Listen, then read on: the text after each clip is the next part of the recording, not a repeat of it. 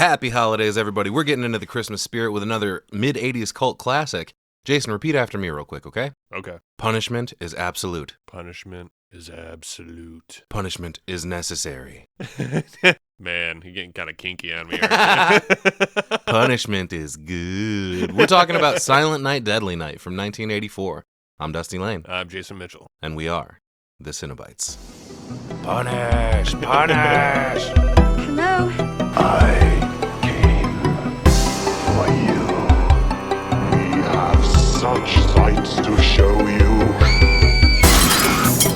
It was an excellent day for an exorcism. I said, I'm not gonna hurt you.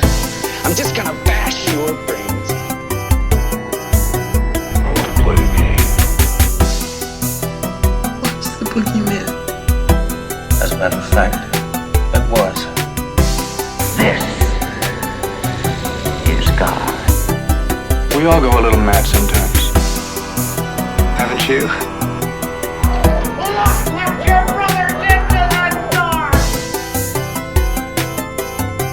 But sometimes that is better.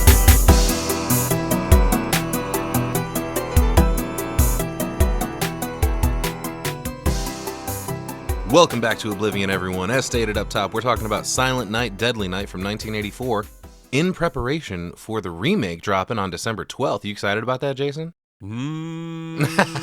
That is an appropriate response. Am I? I'm excited to talk about this one, and I'm curious why. I don't know. Maybe the new one will be good. Yeah, I had fun with this. Let's be real. It's a terrible movie, but it was fun enough. Yeah, it was good. Yeah, for sure. Bad good. I like bad good. Bad good is great. Right. Like I always say, even bad horror movies are good. Right. Let's rip on this fucking thing. Directed by Charles E. Sellier Jr., written by Paul Kamey and Michael Hickey. This came from Sleigh Ride Productions Incorporated and distributed by What? TriStar Pictures. Sleigh Ride? Sleigh Ride Productions, man. Rating of R. We got titties all over the place in this movie, Oh, dude. there's like 3 sets. I think there's at least 4, yeah. Yeah, there's Mama, there's Pam, there's Denise, there's another one in there somewhere. And I just know it. I know it. We're going to discover it soon enough.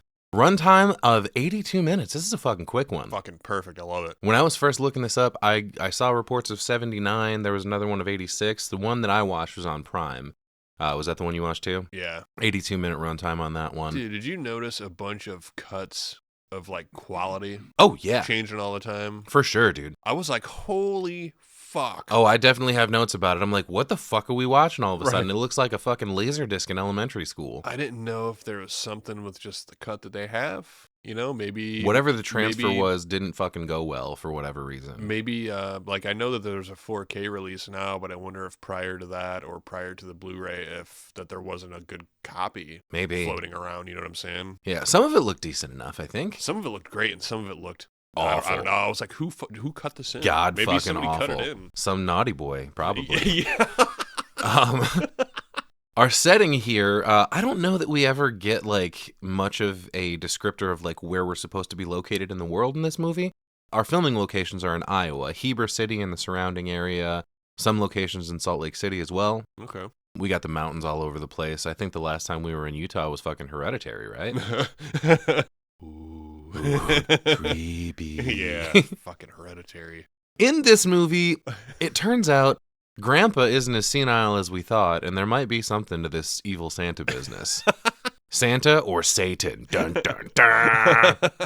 Let's talk about the cast a little bit. We've got Billy Chapman, played by 3 different people over the course of this runtime. Right. We've got age 5 Billy, played by Jonathan Best.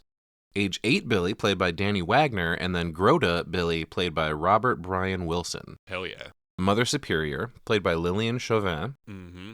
We've got Sister Margaret, played by Gilmer McCormick. Pamela, the coworker at the toy store, played by Tony Nero.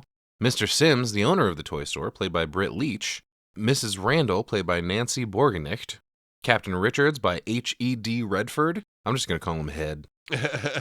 Crowd favorite here, Denise, played by Linnea Quigley, last seen on the show on Return of the Living Dead. Mm-hmm. We've also got Tommy, played by Leo Jeter, I guess. Jeter, G-E-T-E-R. Fuck, I don't know. We've got Rapist Andy, played by Randy Stumpf. Yeah, fucking Andy.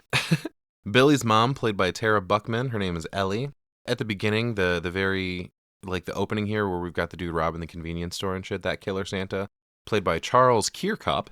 Got storekeeper Mr. Levitt, played by Eric Hart. And finally, I wanted to toss in Grandpa in the beginning here, played by Will Hare. Can't forget Ricky, too. Oh, yeah. You get, wow, how did I skip Ricky? We got infant Ricky, which is actually Jonathan Best's real-life sister. So Damn. the kid that plays 5-year-old Billy, his real-life sister plays infant Ricky. Okay. In that opening scene. I love how they were like, I don't care if it's a baby. They all look the same. Right, they can't tell. Right, so that's Melissa Best. Okay. 4-year-old Ricky is Max Broadhead, and then I guess Grode. Well, he's not Grode. He's It's really weird because we have a situation here where toward the end of this movie, Billy is like grown up. He's like 18. He's like a man. Right. And Ricky still seems to be a kid, but I don't think he was that much younger than Ricky was 5 when, or I'm sorry, Billy was 5 when Ricky was a baby. Right. So is it really going to be that big a closer. difference? Shouldn't he have been more like fucking, That's what I was 12, gonna say. 13, The one whatever? that just says Ricky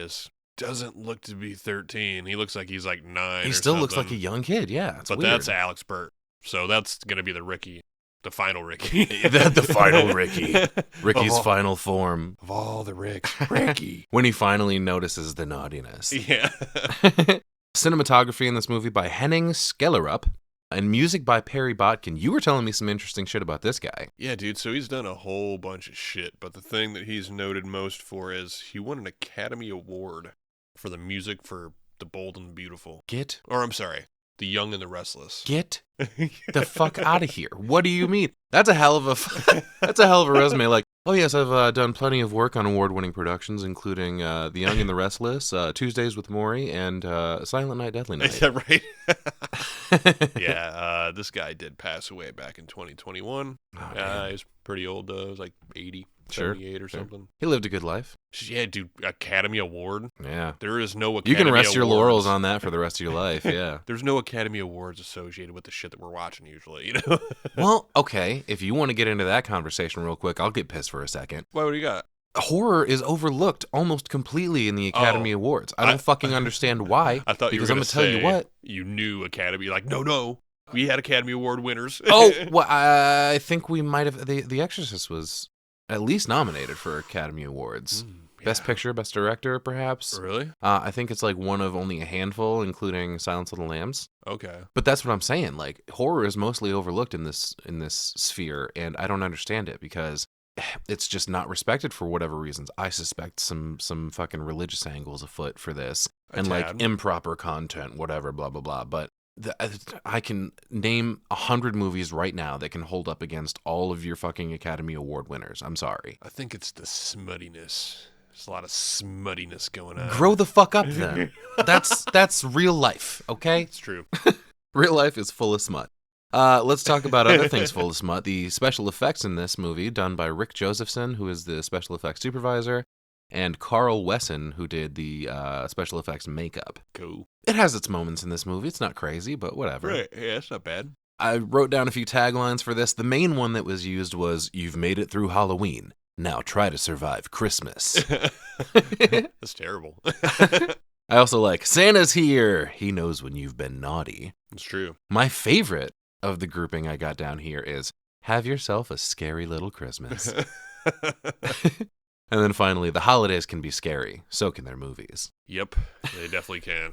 I bet you this one was scary when it came out. You know what I mean? Obviously not scary to me, but hey, I mean, that's 84.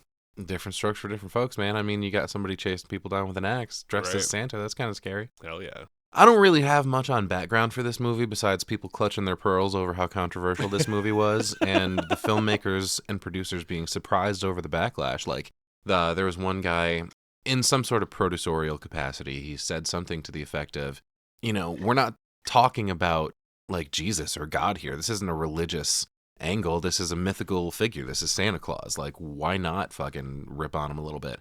It sounds silly in 2025 with everything we've gotten up to this point. Fucking Terrifier 3, Jesus Christ. I guess the thing that gets me is the people that were protesting and stuff like we're talking about right now, the backlash for this movie. Mm-hmm. They only saw a trailer. Imagine if they would have actually watched the opening scene. There really would have been some backlash. Yeah. You know what I mean? Yep. Yep. I'm glad that this movie didn't get crazy and go for a minute there. I was kind of like, man, we're like 5 minutes into the movie. Like, don't start this now. You know what I mean? And he ended up killing her instead, but Well, that was what I was going to talk about. I was like, oh yeah, this opening scene that takes fucking 15 minutes to get through. That yeah, one. yeah, could have been a lot gnarlier if they wanted it to be. It absolutely fucking could have, yeah. But let's get into it, man. Our opening here, we've got a little kid singing a Christmas song. As we zoom in on a nice wreath over a black screen and the words Silent Night are across the top of said wreath. But then a tomato gets thrown at the screen.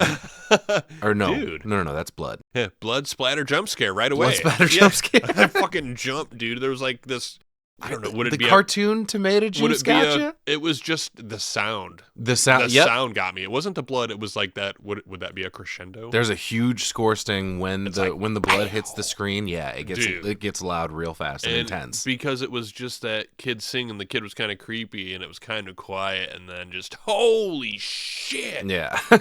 Nothing even happened. Jump scares are 98% fucking sound, man. But that blood trickles down, revealing the rest of the title card. Very first image we get in this movie is the title card, revealing the deadly night. I like the cool animation here on both the wreath and the blood. Hell yeah. We go into the credits here, and the music's very unsettling, but it feels really Freddy to me. Yeah, man. I was going to say, like, so we get the sting from the blood splashed on the screen. And then we, like, dive into this fucking super intense 80s synth score. I'm always a sucker for that. I'm already excited for this movie. Yeah, dude, it's good. You know what I mean? It starts off great. Like I said, very, very, probably more 80s than anything. Yeah. But when it was playing over the credits, I was getting the vibes. There's certain scenes in, I think, Child's Play where they're driving in a car and it's like very like hypnotic kind of. Right. I got some of that and a little bit of Hellraiser vibe maybe thrown in here. Right. Felt kind of dreamy. Yeah, definitely. Yeah, for sure. But finally, we fade in on our first image of the movie, and that's a car driving through the mountains of Utah on Christmas Eve 1971. Hell yeah. And they listen to the radio as they drive by a nice little horse pasture. Looks pretty pleasant so far. Yeah, oh yeah. And the DJ on the radio says the weather should be good for tonight. Santa's coming to town, but I can't ignore the fact that he said there's going to be a full moon. Ho-ho. Ruh-roh. Yeah. But we join a nice little family inside the car. These are the Chapmans. And the kid in the back, Billy, begins to read The Night Before Christmas by Clement C. Moore. Apparently it's 21 degrees outside, so the DJ puts on Christmas Fever to turn up the heat a little bit. And I say that metaphorically, of course, because this song is dog shit. Right. Just another choral arrangement of some kind. Did you catch the line in there? Life is very gay when people catch the Christmas fever. Oh, yeah, absolutely. But everybody in the car seems gay, and that is happy. But we do have a problem, and that is that the mom is up front holding baby Ricky in her lap. What the shit is this, lady? You're lucky it's 1971. That shit would not fly today. That's what I was going to say. Right away, I'm like, holy shit, you can tell this is back in the day. Dude. Like, no fucking way, lady. Right, just on her lap. I don't think there was a car seat yet, you know? There may not have been. I don't really know what the regulations were in 1971. Definitely nothing like they are now, I promise that. There's no fucking way, yeah. It was like, was it Green Inferno when the people were driving around? It was like a family of 3 on a little scooter. Oh, yeah, well, that still happens. Well, I'm sure it does. Yeah, in Peru, probably. Yeah. But I love Billy's copy of The Night Before Christmas, by the way. I used to have books like this when I was a kid, and that really took me back. Yeah, hell yeah. Billy asks Mom what time it is, and she tells him it's almost 4:30. And they'll be at Grandpa's pretty soon. Oh, Grandpa's, huh? Like it's his house. That's what I assumed, but not the case. Billy asks what time Santa comes, and she says, oh, not until everyone's asleep. But he's like, fuck that. I got some questions for this jolly bitch. Can I stay up and meet him? No. Yeah, she highly advises against it. Apparently, it's naughty to stay up past your bedtime. Ooh, where's the grabber when you need him? Yeah. Where's Daddy Roughhouse when you need him? You wanna play naughty boy? Santa doesn't bring presents to naughty children, we get the information. And Billy is quite concerned. He's like, bro, what if we don't get home before my bedtime, and through no fault of my own, you guys make me naughty? That's true. Better get the fuck home, go to sleep, kid. She reassures him, no, sweetie, we'll be fine. She mentions Santa Claus is going to bring you a big surprise tonight. Just you wait and see. Mm-hmm. Go check it out. You got a big surprise coming to you. But Billy smiles as if pleased by that, but he's also still got some concern in his countenance. Either that or he's got a fart. I'm not sure. Oh, maybe. But Christmas Fever ends and the DJ is like, woo, hot damn. That was always one of my favorites. Really? That? It was fucking horrendous. It's Christmas time, dude. Fucking. Well, you know what? We'll save that conversation for a little later. We get more of a driving montage as the station wagon finishes the trip to the Utah mental facility. Oh. Billy, wake up. We're at Grandpa's. Yeah, I was going to say, welcome to Grandpa's. This should be fun. We cut inside as the doctor's telling them that they've got Gramps brought into the recreation room. And when we finally see him, he's just staring straight into the abyss, dude. Fucking Yeah, he's super catatonic. 1,000-yard stare going on. He's pretty much catatonic, but glad to see he's recreating. See, and I wondered right away, is this guy really kind of fucked up? Yeah. Or does he just go quiet when everybody gets here? He's like, God damn it, leave me the fuck alone. And they walk in. Right. Well, family dad fucking Jimmy asks his dad if he can hear him, and there's no response. But I say almost catatonic because he's like still moving his eyes in response to people talking a little bit, just a little bit. And Jimmy and Ellie both try to get through to him, but it's not going well. And Ellie tells him they have Billy there and little Ricky too. Oh shit, for real? What about Lucy, Ethel, and Fred? Billy's standing there. He's like, why doesn't Grandpa say something? Good question, kid, but you're not being very polite. Naughty boy. That's okay. He can't hear you anyways. I'm kind of like, what do we fucking come for? That's what fucking Billy says too. Ellie tells Billy that Grandpa doesn't even know they're there, and he's like, well, then why the fuck are we here? I'm risking getting put on Santa's naughty list for this piece of shit that can't even appreciate it? This is bullshit. I'm going home. But the doctor breaks the awkwardness by telling Jimmy that he's got his dad's records in his office. Let's go review them. And Ellie tells Billy, hey, wait here with Grandpa while we go talk to the doctor. Dude, fuck that. You're not leaving me here alone with this guy. I was going to say, why would they leave him with someone who can't even watch him? Not only that, but it sounds like Billy barely knows the guy. He's fucking catatonic. Kid can just do whatever he wants until they come back. Right. That doesn't make sense. Hey, I know you can't talk or hear me. Hello? Right. Yeah, just watch this kid real quick. What the fuck, man? And that was the last time they saw Billy. Yeah, no shit. But Ellie's like, no, Grandpa's not going to hurt you. Yeah, right, okay. It's okay. Grandpa can't fucking feel. They walk away and Billy just stares at Grandpa until they close the door, and then Gramps reveals his charade here. He turns and smiles at Billy, who yells for his mom, but Grandpa grabs his arm and shushes him. He's like, hey, what do you want her for? She can't help you. Nobody can. Yeah. Like, what the fuck is going on here? Yeah, dude. Didn't know how dark this was going to get right away. I was kind of like, oh, fuck. Yeah, he leans in and he's like, you're scared, ain't you? You should be. Christmas Eve is the scariest damn night of the year. I'd be scared too if I were you. You know what happens on Christmas Eve, don't you? You know about Santa Claus? And Billy's like, yeah, dude, he brings presents to all of us boys and girls. And Gramps is like, who told you that? Your dad? That's bullshit. Santa only brings presents to the ones who've been good all year and ain't done nothing naughty. All the other ones, the naughty ones, he punishes. And he's like tearing up as he tells him this, almost as if he's got memories of being naughty when he was a kid. Oh, okay. But he asks if Billy's been good all year, and Billy's like, not exactly. I did try to smother Ricky a couple weeks ago with that blankie. But he's like, you see Santa tonight, you better run, boy. You're so fucked. Yeah. He's like, you better run for your life. We get another big score sting, and Grandpa starts laughing his ass off. Dude, this is my favorite, though. He's all fucking crazy right here. And then, like, the door opens, and he fucking switches. You piece of shit, Grandpa. What the fuck is this? Yeah. The family comes back out, and they tell Billy, like, it's time to go home, and fucking faking-ass Grandpa sees him coming and goes back to his catatonic routine. I wonder if he's, like, a regular prankster in this facility. Yeah, that's what I was saying. Like, he really doesn't like his fucking son. You know what I mean? He's like, little Billy, yeah, we'll fuck with him when everybody leaves. But, like, what the hell, man?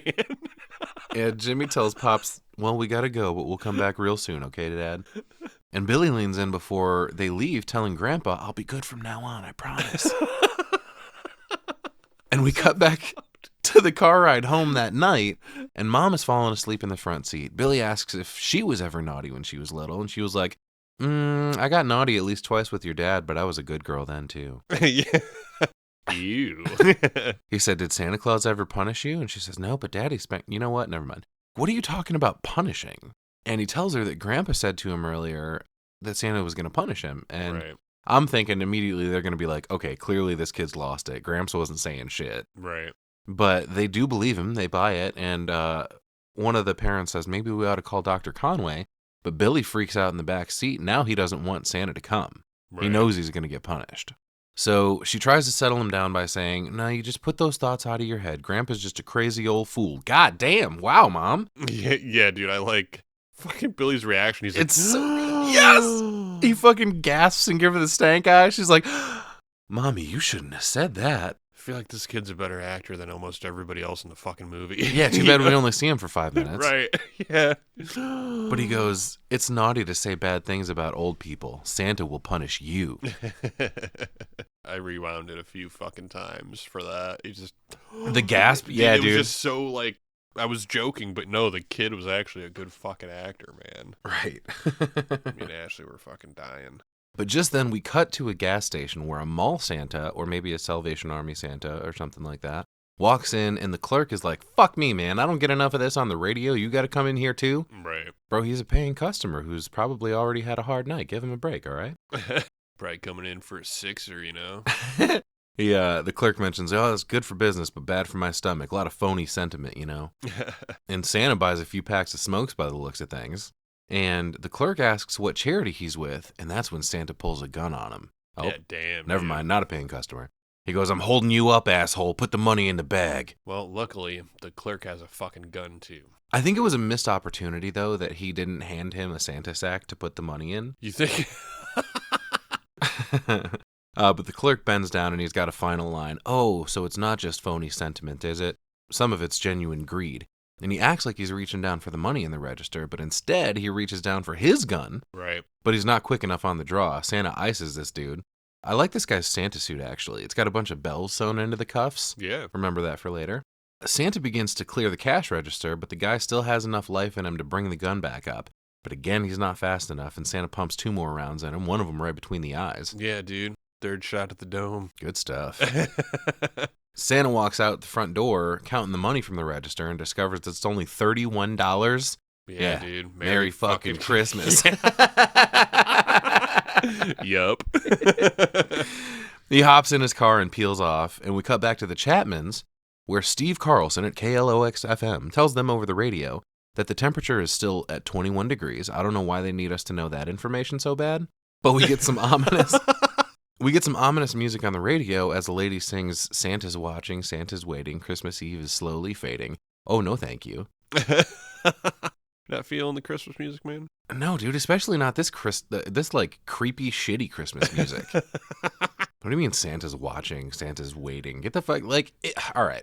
You remember how we were talking about Mrs. Doubtfire should probably be a horror movie? Yeah. Because of just the ideas of what's taking place in it. This guy is fucking, cross-dressing to try to like basically kidnap his kids. It's not really funny when you actually... Right, exactly. This guy probably does have some mental illness going on.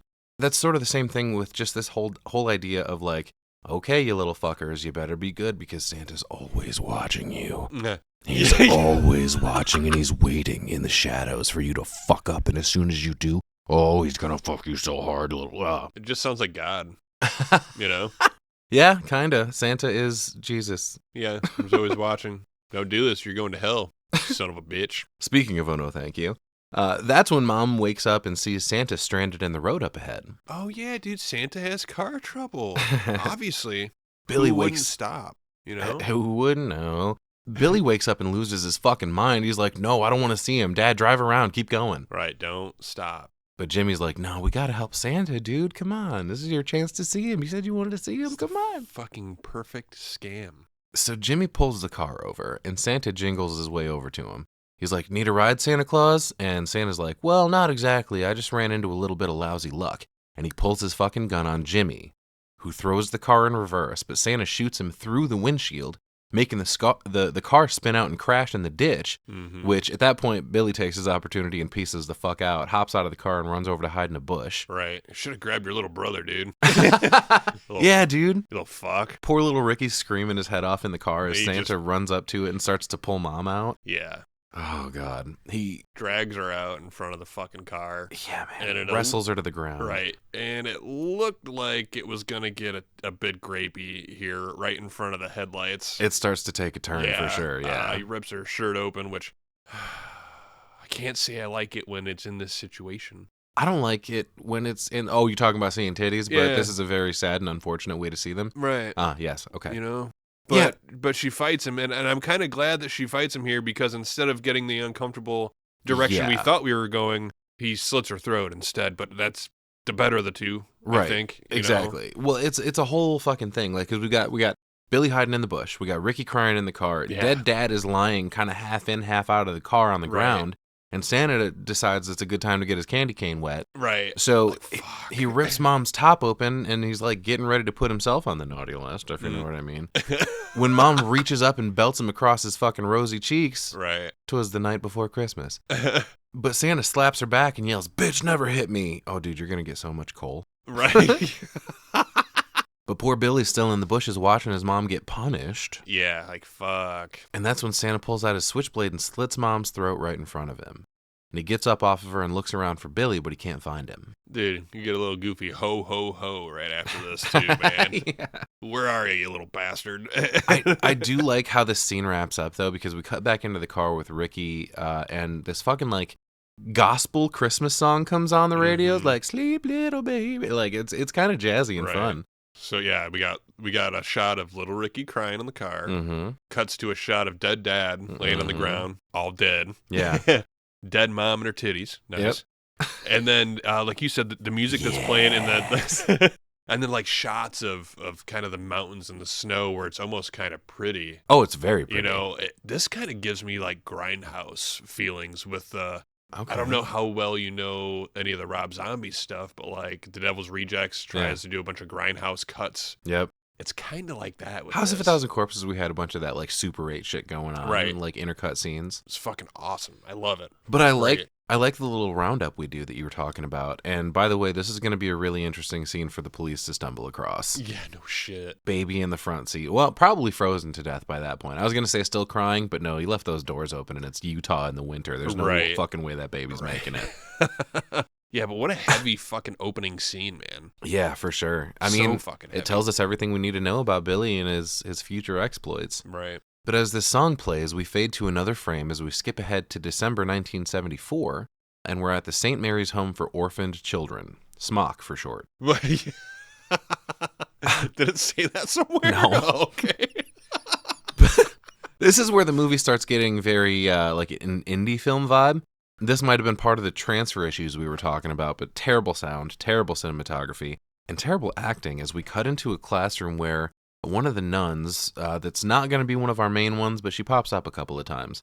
She mentions to Billy, "Oh, hey, we haven't seen your drawing yet, have we?" And he like frantically finishes his drawing, and she tells him to put it up on the board. You sure you want him to do that? Dude, yeah, I don't know why she wouldn't have looked a little bit first. Just put this kid on blast, do it in front of everybody, and then fucking yell at him. You know? He comes up and she's like, "Okay, you put it in place. I'll put the tape on it." And that's when one of the little girls in the class screams and draws her attention to Billy's drawing. See, I didn't think it was that bad. We got Santa. Yeah. We got a bunch of knives stabbed into his body. And then we got a reindeer with the head chopped off. Right, puddles of blood everywhere. But we have a nice little pretty Christmas tree in the background. Right. Didn't seem that bad to me. Isn't this his experience with Christmas pretty much? Anyway. I don't know if this is his experience. If that's what I was thinking though, because like, okay, the teacher immediately tells him to take it down off the board. In fact, you know what? Go to Mother Superior and show her what you've done. Right. And I'm imagining at this point, it's got to be the scene from that night, right? Right. Dead dad in and out of the car, mom's boobies in the breeze and bleeding from the neck. Right. You know, Mom's boobies in the breeze. neck. But close enough, honestly, because yeah, it's what you described. We've got the Christmas tree, the reindeer with its head cut off, Santa with several knives sticking out of him. Yeah. And Mother Superior stands up and tells him to explain himself. And he says he's sorry, but she's like, "Are you? I don't think you are. But you gonna learn today. Go to your room and stay there. I'll be around to beat the devil out of you soon." Ooh. Stop by when you're done, Mother Superior. Don't threaten me with a good time. Go ahead and beat it out of me. But he walks out, and Sister Margaret tells Mother Superior, "Oh, you finally got the proof you've been looking for. This madness is all still inside him, all that terrible violence he saw. It's evident in his drawings." And Mother Superior responds like, "Bitch, if I wanted any lip, I'd pull up your skirt. Fuck out of here with that." She's like, "I'm not interested in what you think. I thought you finally understood that." Like, damn, Mother Superior is a bitch. She cold as fuck. Dude, she fucking OG. It's like she's never experienced one moment of human warmth or affection in her life. Nah, she's always worked for God. Yeah, it makes sense. She's the empty disciplinarian that she is. She goes, simply because something unfortunate happened to his parents, which he knows nothing about.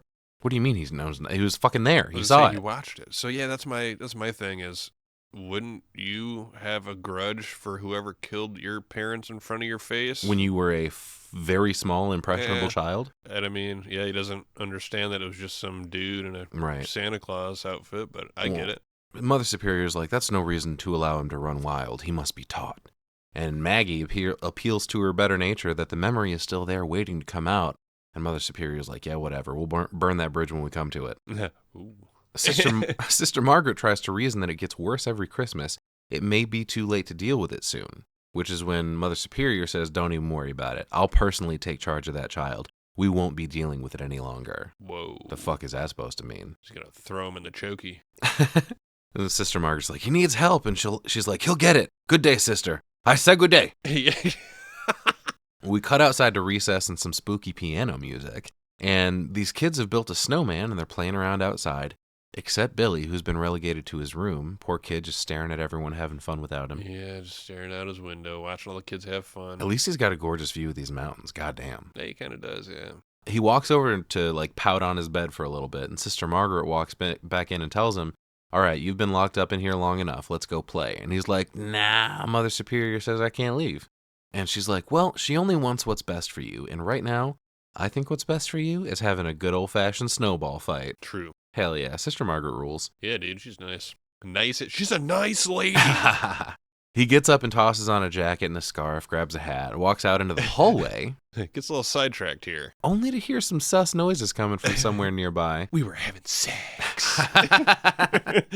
The score ramps up a little bit as he closes in on where the sound is coming from, and finally he tracks it down. He finds a door and peeks through a keyhole to see a couple members of the staff, clergy, getting busy inside. Yeah, some tit action. Pretty sensual stuff here. Lots of making out, and there's some nice nipple play happening here. Yeah, but then he starts getting flashbacks of his mom's titties, too. Flashbacks.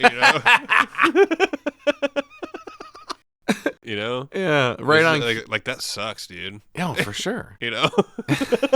Fuck. But, of course, right on cue, here come the heavy boots of Mother Superior stalking the halls. Yeah, dude, she comes in hot as fuck. Oh, yeah, scary music is back in full effect.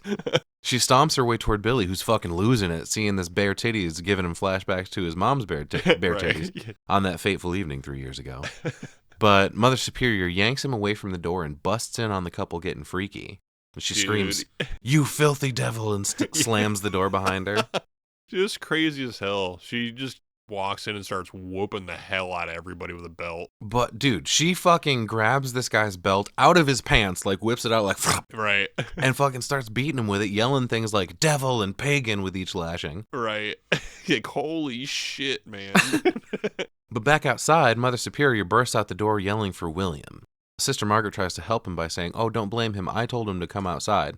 Oh, did you now? All right, well, we'll get to your beating later. I was going to say, oh. Yeah. Now you're going to fucking get it too. Punishment is good. Is she still carrying the fucking belt? You know, she's just carrying it around all day. All right, you're fucking next. This is now an extension of my arm. She's like, you know what, Sister Margaret, stay the fuck out of this. She tells Billy to come over to her. And Ricky looks up and he's like, what's wrong? And this other little shit looks up at Ricky and says, your brother's a nutcase, that's what's wrong. What a little asshole. Right. Sister Margaret tells them both to shut up. And Mother Superior asks Billy what he saw upstairs. She's like, do you know what they were doing? He's like, I didn't see shit. Yeah, right. Yeah. You liar. Yeah, obviously he's lying. Break out the Iron Maiden. Right. But no, she says, good. What they were doing is something very naughty. Oh shit, how close to Christmas are we? Right. She said they thought they could do it without being caught, but when we do something naughty, we always get caught. It's and true. Then we are punished. It always comes out. Punishment is absolute. Punishment is necessary. Punishment is good. But she leans in real close and says, you left your room, William. That's very naughty. Oh, fuck, more punishment coming. Yep. So thought he escaped it, but nope. She whoops his ass too. Oh yeah, we come back around. This lady's putting her back into it too. She whacks him a good 5 or 6 times hard as shit. Yeah. What an ass. But then she just tells him to go to bed and stay there. Holy shit, lady. And he like limps over to bed and rolls into it, doesn't even take his shoes off. Yeah, what the fuck? Later that night, he's whimpering in bed. I wasn't sure at first if he was wincing from the pain or having a bad dream, but it sounds like the latter because he's rolling around in bed. And finally, we get more flashbacks of the night that his parents died. Yeah, fuck, man. He shoots up in bed, screams, runs out of the room, and suddenly there's a hand clutching his shoulder in the hallway. And he turns around to see Mother Superior standing behind him without her nunly robes on. That's rare. Yeah, fucking MS is back. They're usually pretty good about not breaking that habit. With Sister Margaret, too, she's standing there in her fucking night clothes, and there's a bunch of kids standing by watching this all go down. And then we cut to back to Billy's room where Mother Superior is literally tying him to the bed. Yeah, dude, was he fucking possessed? This bitch is crazy. Yeah, for sure. It wants no straps. Yeah, fuck her, dude. I really hope she gets it in the end. Right. The kid in the top bunk above Billy, leans over trying to watch, but Mother Superior shoves his face back into his own bed.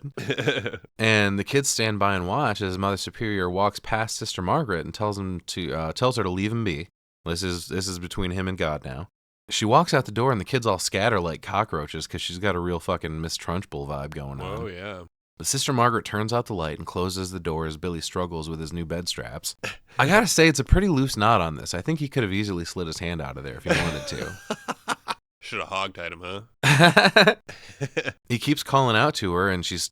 You can see Sister Margaret's torn inside about it, whether she wants to rush back into his aid or not. Right. But we cut to Christmas morning, where all the kids are gathered in the living room, opening presents. And Mother Superior walks in and says, "I see nothing but greed where there should be gratitude." Wow. Cold bitch. And that's when Sister Margaret walks down with Billy. Mother Superior walks up and says, "Are you ready to behave, William?" "Yes, Mother Superior."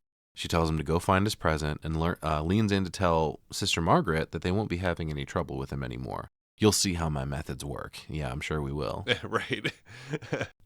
But Margaret mentions he always improves after Christmas, so really you ain't proving shit. Even if he does get better, that happens every fucking year. Right. Oh, well, she's got a little fucking plan, though, dude. Oh, yeah, she drops the ball. It's not over yet. We still have a visitor coming. Right. She's planning to put little Billy on Santa's lap in a few days. Santa Claus is coming to town. Yeah, that definitely won't cause any fucking issues. Come on, man. Yeah, let's see what happens when I make William sit on old Sandy's lap. He's going Right. to do it, and he's going to like it. That's so crazy. So that's when we cut to poor Billy screaming as Mother Superior drags him into the room after Santa arrives. Right. And there's another kid already sitting on his lap, but she's like, "Nope, fuck that." She points, and she's like, "You, fuck out of here." You, fuck off. And like she cuts that poor kid with Santa's visit short, right? And then she forces Billy to sit on Santa's lap. And she heaves him up there and yells, "You will learn gratitude. Now say thank you to Daddy Claus." Right. Daddy Claus. Dude, he ends up cleaning Santa's clock, dude. Dude. Billy like struggles to get off his lap, and when Santa tries to grab him, he turns around and fucking just haymakers this dude. Yeah, dude. He must pack a wallet for a kid. He sends this dude fucking flying. Dude, flying off the chair, bloody nose and all. Oh, yeah. You know, it's fucking crazy. Funny. And Billy runs upstairs with Ricky hot on his heels, but Sister Margaret catches Ricky before he can follow him. But I love we cut back to Santa. Yeah, there's blood pouring out of both nostrils, staining his mustache red. Like, no fucking way, dude. He's like, "What the hell is wrong with that kid?" No, but nobody told him, you know. Right. Billy gets back up to his room and cowers in the corner talking to himself. He's like, "I'm sorry. I didn't mean to be naughty. Don't punish me, please." And that's when Mother Superior comes back in, and we get a sick freeze frame on Billy reacting to her, like saying his name as we fade out, and we jump forward again, but like, dude, this freeze frame is fucking chef's kiss. Dude, I feel like, was it supposed to be Mother Superior saying his name? Yeah. But I said super shaky old man voice, "William."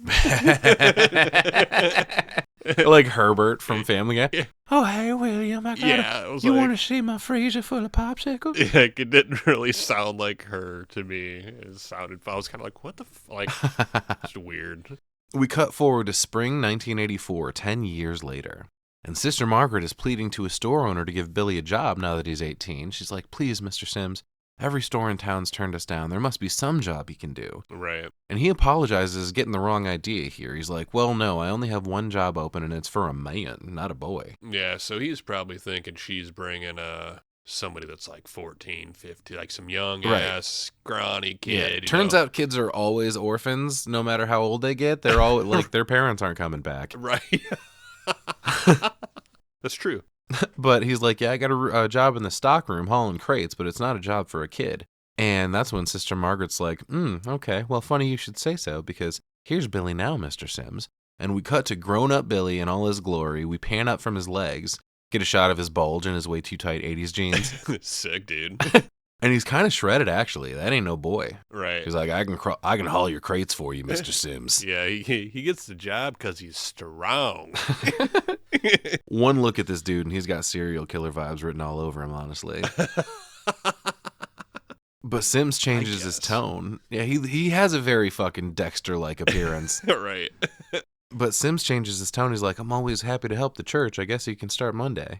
And we cut to a happy new job montage. It's a goofy-ass 80s montage. Yeah, super upbeat, heartfelt song comes on as we see Billy lifting things. He's lifting boxes, lifting children, lifting spirits. So he's being a good worker and a stand-up guy. It's like, dude, you know what's funny? Fucking, this is like sitcom music, which is what dude was like specializing in. Who wrote this? Jesse Fredericks? Yeah, right.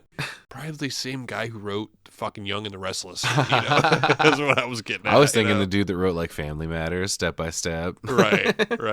But I'm gonna tell you what, if I were Billy, I'd be macking on this hot mom. By the way, he lifts her daughter up to grab something down off a shelf, and everybody's smiling. But fuck, this lady's gorgeous, dude. Nice. The montage continues as Billy clocks in, punches his little card, cuts a box open, puts a Mr. Potato Head together. He sits down to eat lunch. Shit's so cheesy, man. There's a quick shot where a coworker, Andy, tries to offer him some coffee, but he's like, oh, no thank you, I don't drink the hard stuff. And he smiles as he holds up a carton of milk. I like the shot, too, where Mr. Sims coming out, and he's just looking around at all the good work Billy's doing in his store, like nodding his head in approval. Right. Probably isn't fucking paying him, you know? But Sims then brings out a ladder and a huge banner that they unfurl, and when they do, it's a Christmas-themed banner with Santa's huge fucking face right in the middle of it. Yeah, oh shit, this is gonna set him off, dude. Oh, he's immediately thrown into a rage over it, but he's trying to hold it together. Right, and then we see how ridiculously decorated this place is. The windows out front are just completely painted. Yeah. The inside of the store is fucking covered. Yeah, it's like Duncan's toy chest in this bitch.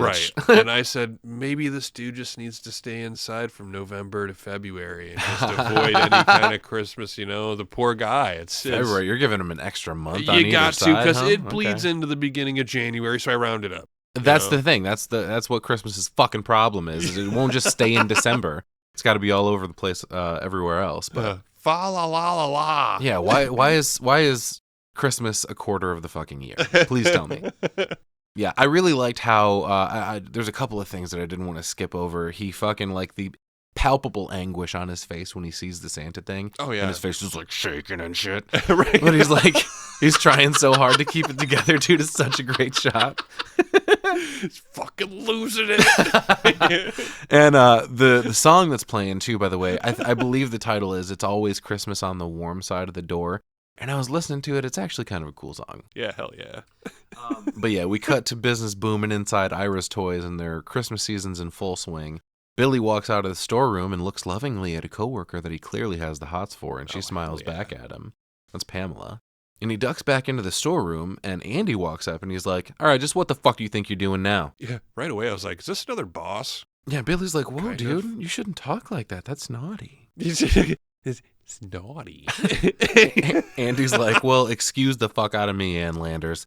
And this guy asks him, like, what's with you lately, Billy? I'm going to level with you. When you came here a couple of months ago, I thought you were an all right kid. But lately, all of a sudden, you got this fucking attitude problem, snapping at me all the time, staring off into space like some sort of moon goon. Yeah. Jeez, take it easy. And Billy's like, just leave me alone, okay? And dude's like, no, when I leave you alone, none of your fucking work gets done. This guy's way too angry. Yeah, definitely. Billy's like, look, I don't care about my fucking work.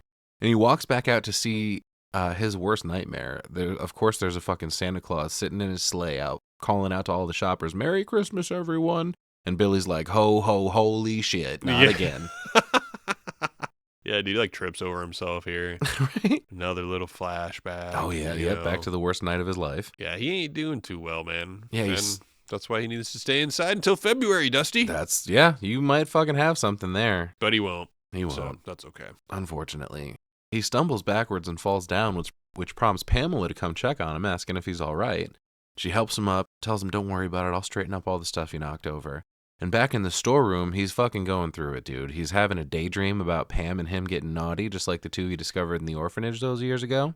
And suddenly, his bubble is burst when a Santa arm comes out of the dark, stabbing him in the side and dragging down, cutting him open. Yeah, dude. Crazy. Wakes him up.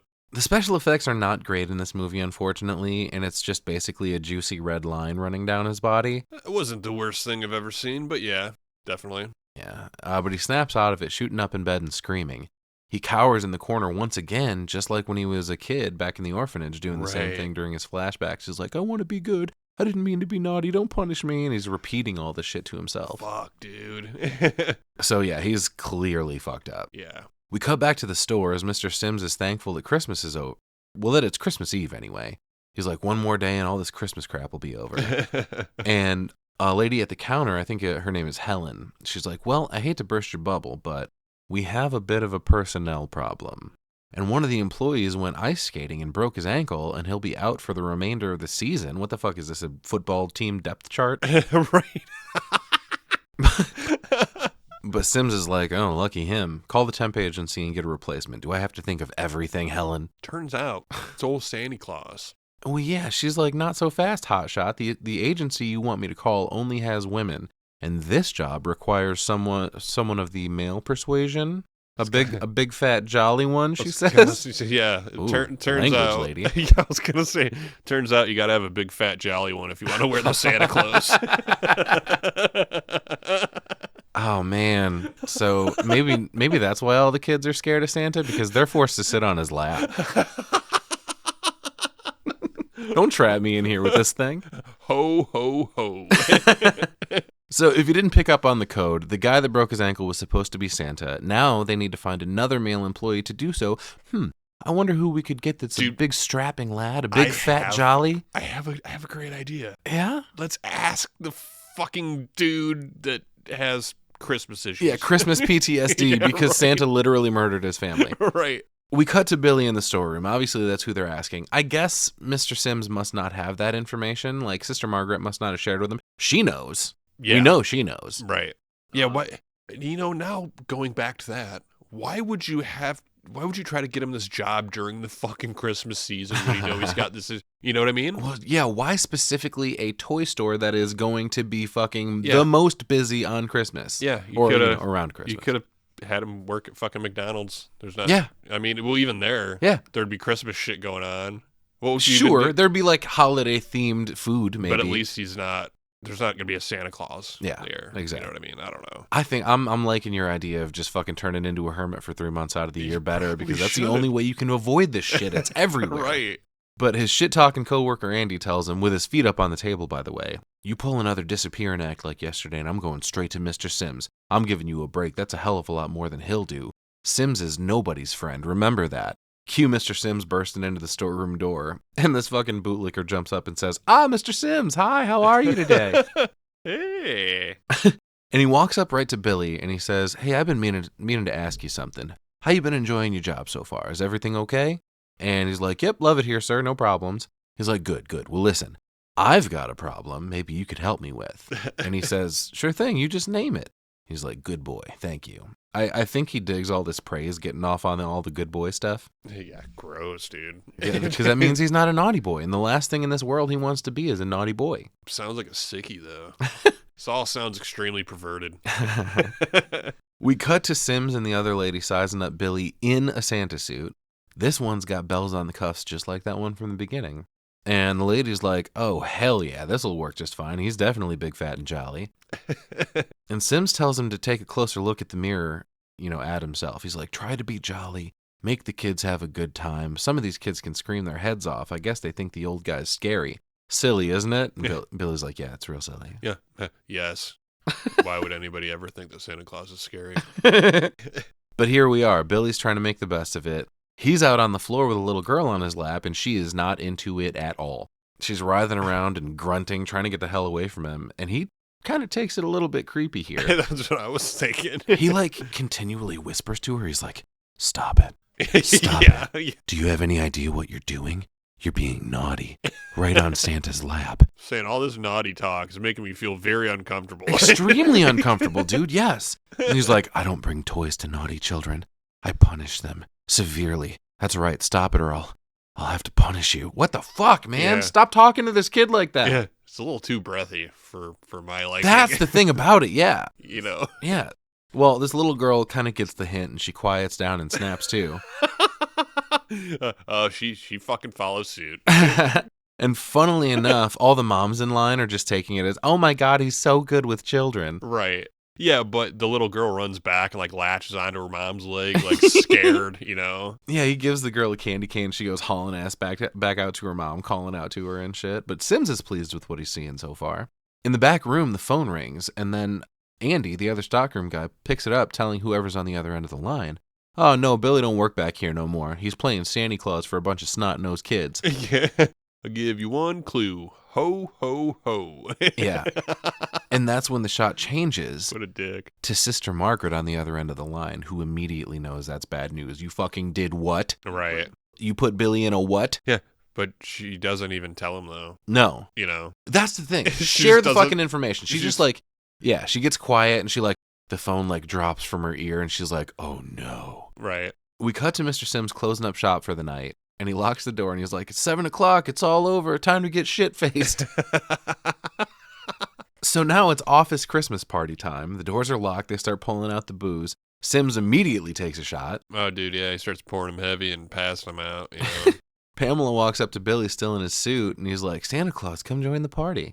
And he walks over to Sims, who gives him a drink, and he goes, "Stick with me, kid. By the time this party's over, you'll think you are Santa Claus." Right. Like, can't Billy go change real quick? Nope. Pam and Billy kind of get lost in each other's eyes for a moment. Uh-oh. They're both pounding back some booze until Sims launches into the a rousing round of "We Wish You a Merry Christmas." Hell yeah. I'm good on the fucking carols, thanks. Like, at our office Christmas party, if they started wanting to fucking sing Christmas carols, that's when I'm leaving. Oh, no way. You'd get up and take reins. The reins, I like it. Yeah, dude. Meanwhile, Andy walks over and tries to put the moves on Pam with Billy standing right there watching. Yeah, how rude. He holds up some mistletoe and pulls Pam off in the back somewhere. Uh-oh. Yeah, damn, dude. And that's where we get a bunch of frightening images of creepy toys moving around the store. Yeah, dude. These shots are cool, though. Oh, yeah. They did a good job. And Billy looks up to see Andy and Pam making out. Son of a bitch, man. Yeah, god damn. That's all it took. Poor Billy. Sims walks up to Billy asking what he's up to, and he's fucking plastered now, by the way. Right. Billy said he was just thinking about his parents, and Sims like, "Oh, good. Good. That's a good thing for a boy to be. A boy should be thinking about his parents on Christmas." They're dead. He's like, "Oh, I'm sorry. I forgot." Okay, so wait a minute. He did know? Or does he just know that he's an orphan? I'm not sure. I'm not sure what we need to read off of this because, like, it could be that he knew this whole fucking time that his parents were murdered by Santa Claus. God, Therefore, he's just an asshole. God, I hope not. Yeah, right. He tries to change the subject and he yells at him, "Hey, you better sober up. You got a long night ahead of you. You know what Santa does on Christmas Eve, don't you?" Right, got a long trip. Yeah, he He's gets all rapey and murdery. Yeah. More flashbacks. He's like, "Yeah, I know what he does." And then I like Sims' drunk acting. He does a pretty good job, I think. Oh, yeah, for sure. But he announces, fucking party's dead anyway. I don't know what happened here, but like we talked about earlier, this is the first part where I really noticed the video quality taking a dive. It happened I didn't even note them because I just started noticing it all over the place. There were several segments, yeah. But I don't know if it's a case of, like, I have a couple different movies where it's like they're trying to restore the movie Mm-hmm. and there's lost footage and they found it, but it's fucking terrible quality, and they'll try to clean up what they can, but they include it, and Right. they'll usually note that, hey, lost scenes are added back in here. The Mhm. quality is bad, but we wanted to make the movie as full as we can. I And think My Bloody Valentine was one of those when we covered it. Right. So I'm wondering if that's probably the case, which makes me want to buy the 4K version of this and see Mhm. it all. See if it's restored properly. Right. And just see, like it makes me curious. Yeah. I think that's what's happening here. I'm pretty positive. Otherwise, what the fuck, Amazon? Yeah, exactly. Billy looks up to see Andy and Pam walking into the back room. Dun, dun, dun. Yep, employees only. And back there, Pam says to Andy, hey, if you got me a present, I don't understand why you can't just bring it out to the main floor where everybody can see it. Well, I don't want to show everybody my dick, Pam. There he goes. This particular present isn't really for everybody to see, but it's something I've been wanting to give you for a long time. It's right back here. You're going to love it. And we cut back to the main floor where Helen and Sims are singing the Creepy Santa's Waiting song from earlier. Yeah, dude. And Billy, as if in a trance, just starts drifting back toward the back room, jingling all the way. Pissed off because Andy's about to fuck Pam or something. At least it appears so. Yeah, and he opens the door and slowly makes his way deeper and deeper into the back. And he hears Pam protesting Andy's advances, but Andy's not having it. He keeps trying to paw on her and kiss on her. And she pushes him away, and Andy just rips her fucking sweater, tears the whole front of it open. Bam, titties. Yeah. Yeah, bam, Pam's titties. But she fucking slaps him, and he tackles her onto the bench in the back and proceeds to have his way with her. And Billy is having a freak out with more flashbacks, and until he fucking finally can't take it anymore. And he settles into this sense of calm. Right. Which tells us that he's finally snapped. He walks over and yells, naughty! And tears Andy off of Pam, grabs a string of Christmas lights, wraps them around Andy's throat, and lifts him up into the air, one-handed, by the way. That is sick. Until Andy finishes his fucking death twitches and falls limp. And Billy turns around to find Pamela cowering in the corner, calling him crazy and a bastard for having killed Andy. Yeah, dude. Isn't thankful at all. Yeah. You know? He's like, I had to stop him, Pamela. But she's just like, get the hell away from me, and starts swinging at him. Right. And he ends up grabbing a box cutter and says, punishment is necessary, Pamela. It is good. And he stabs into her stomach with it and pulls up, leaving this huge gash in her abdomen. Holy shit. Yeah, I did not expect that. Yeah. You know, it kind of seemed like he was almost going to be some kind of hero for a minute. It seemed that way until she started reacting the way she did. And he was like, oh, you know what? Well, you just saw me murder somebody, so I guess you got to get it too. Right. And all of a sudden, he goes on a spree, and it's just killing everybody. It's fucking nuts, That's yeah. just not what I thought. It didn't look like. At first, it was like, good for you, dude. You Yeah. fucking caught Andy's fucking creepy ass. Exactly, yeah. But meanwhile, out on the floor, Sims and Helen are out there just kind of standing around the store. Sims is convinced he heard something in the back, so he goes to check it out. And Pam slumps over dead on the floor as Sims walks back in to see what's going on. He doesn't make it quite back to where they are, though, so he's standing out toward the front of the back room, calling out for people, but nobody's answering. And we get a bunch of shots back and forth between Sims listening and Billy stalking around silently. Right. Except for the bell jingles, that is. Right. But he finally convinces himself he's hearing things and goes to leave. But Billy grabs a fucking hammer and lets him have it too for drinking, I guess. That's his naughtiness. Dude, the blood splatter on this is so sweet. It's good on the cardboard box, yeah. It's got chunks in it. It is chunky, isn't it? Yeah. God damn, somebody didn't stir the paint properly. Yeah, right. Ew. It's great. Out on the floor, Helen calls out fucking repeatedly to Mr. Sims, but no response. And that's when the lights go down in the store, except for the Christmas lights, of course. She is delighted at first until she walks in the back room to see Sims lying on a pile of boxes with a hammer sticking out of his head. Fucking awesome. There's a very The Birds-like shot in here where we do like 3 crash zooms closer and closer to Sims's face. Pretty cool. But Helen doesn't think it's too cool, though. She goes stumbling backwards, running out of the back room crying. She runs straight to the front door, but it's locked, and she doesn't have a key, apparently. That's when we see Billy grab an axe off the wall, and Helen runs to the phone to try to make a call to the police, but the operator takes too long to answer, and Billy slams the axe down into the corner, so she goes running off. More creepy shots of toys the whole time. Right. And now we've got a cat and mouse thing going on, as Helen hides somewhere in the store, and Billy slowly walks around looking for her, and as he walks, he starts to recite The Night Before Christmas as if this scene wasn't creepy enough already. Right. And he finally spies the hat she was wearing just on the other side of a shelf, so he slowly makes his way around to split her head open, but when he does, she pulled the old switcheroo on him, putting the hat on there as bait, while she hid behind some boxes in the corner. Right. And as soon as he swings, she busts out of her hiding spot and runs away, grabbing the axe with her. All right, Helen, I see you. Yeah, damn, dude. She needs to be our final girl. Right. Yeah. Hell yeah. But she runs to the front of the store, and she's just about to bust her way out, but she can't decide which window to break.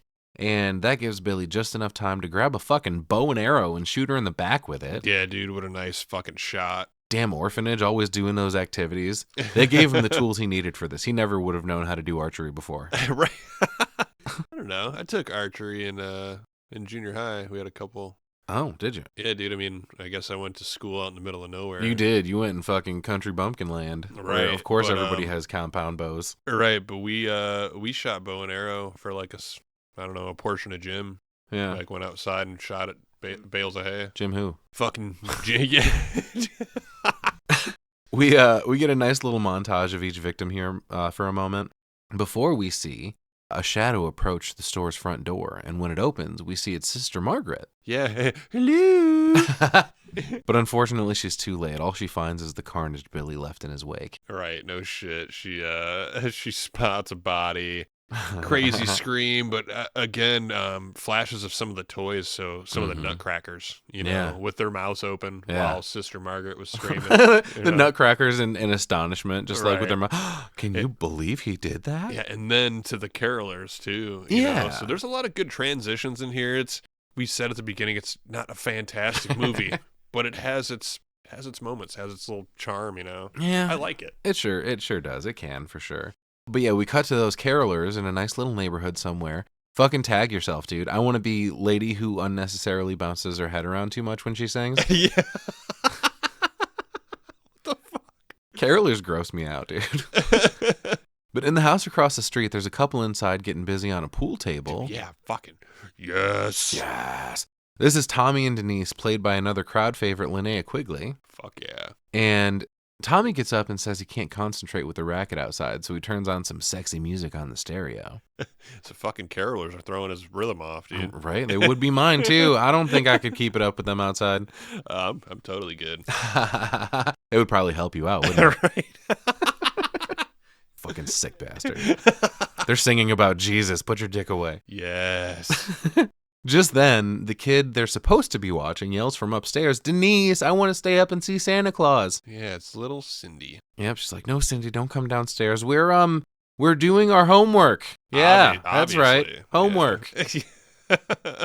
Denise tells her if she doesn't go back to bed, Santa won't come. And Tommy leans in and he's like, "Yeah, he's not the only one." Yeah. Linnea Quigley yells out, "You're being bad, Cindy. Now go back to bed." And this poor little cute kid gets all bent out of shape, and she's like, "Well, okay." Yep. And I want to be naughty. Right. She walks away, and Tommy says, "All right, now back to our studies." 2-ball in the corner pocket, and he rips Denise's top back off. Yeah, the titties reappear. Suddenly, we hear some jingling in the background, and Denise thinks it's the cat wanting to be let back in the house, so she gets up to go upstairs. And speaking of those boobies, I feel like Linnea Quigley's boobies are never not out in a movie. Yep. She walks away, and Tommy goes, "I'm going to kill her." "Oh, no, that won't be necessary." Denise just runs upstairs topless and rips the door open, standing there half naked. Whole damn neighborhood can see. That's what I was saying, man. Like, you didn't want Cindy to come downstairs because you were naked, but then you just go upstairs and open the front fucking door with your tits out. What the fuck? And not only that, she's drawing more attention to herself, calling out for the cat, whose name is Woody, of course. Not that I'm complaining. No. Oh, no, of course not. Yeah. But that reminds me, funny story, true story. Last night, while I was taking notes for this, there was a fucking skunk in the breezeway all of a sudden, and the yard cat was, like, standing off with it, like doing that fucking crazy meow. But the skunk was inside? In the breezeway. Not in the house. Oh, okay. Fuck that. I was like, I'm not fucking with that skunk, dude. I'm not trying to get sprayed. I'd still be smelling like it right now. Oh, dude, yeah. Oh, yeah. Oh, my God. But anyway, Denise calls out for a cat a few times, and eventually she gives up and she's like, "All right, well, you're on your own until morning," which is just when the cat runs into the house. Unfortunately, that's also when Billy jumps out of nowhere yelling, "Punish!" Right. What the fuck is with this weird, like, robot trance-like choice of him just yelling "punish" over and over? I fucking hate it. I think it's all right. I hate it so much. But he lunges at her with the axe. She screams and closes the door on him just in time, but of course it doesn't take him long to bust through it like Jack Nicholson. Right. Oh, yeah. We get a quick little chase scene around the house where at one point Denise runs out of real estate, and Billy throws the axe across the room at her, lodging it into the wall. Yeah, oh shit. And he finally catches up to her, grabs her, lifts her up, and onto a mounted deer head on the wall, impaling her through the abdomen with its antlers. Yeah, dude, we get a shot of him, like, going through her stomach. Not a bad fucking kill. Yeah, dude. Yeah, I like the shots here. There's one where we see the silhouette of the deer head on the wall with the antlers going right into her back. Yeah, it's fucking awesome. And yeah, I do like the shots where they're coming out of her torso too. Not bad special effects here. But Billy's just yelling, "Punish," the whole time. Now riddle me this. Why is it, with all the yelling and banging, etc., that Tommy didn't seem to hear any of this? Yeah, he didn't notice. They heard the little girl calling down from upstairs all the way to the basement just fine, but he's Right. totally oblivious to this, even with Denise calling out for him the whole time. Right. The fuck? But I love the image of her hanging from these antlers, though. And when Billy walks away, he just leaves her hanging there. Fucking great imagery. Back downstairs, Tommy's jamming to music, playing himself a nice little solo game of pool. And he calls out to Denise, but obviously no answer. So he finally comes upstairs to see the door all smashed in. And he finally finds her mount. Oh my God, dude. At first, he walks right past her, totally oblivious to the fact that her body's hanging right next to him. Right. And he's like, oh, if this is some kind of joke, I'm going to kill her. Of course. And then he finally turns around to see her, and he yells out, but immediately gets grabbed and thrown across the room by Billy. His scream here is fucking ridiculous. The face he makes when he Yeah. screams is ridiculous. Oh, I think that was your same Charlie impression from Hereditary. Oh, is that what her head? Yeah. Yeah.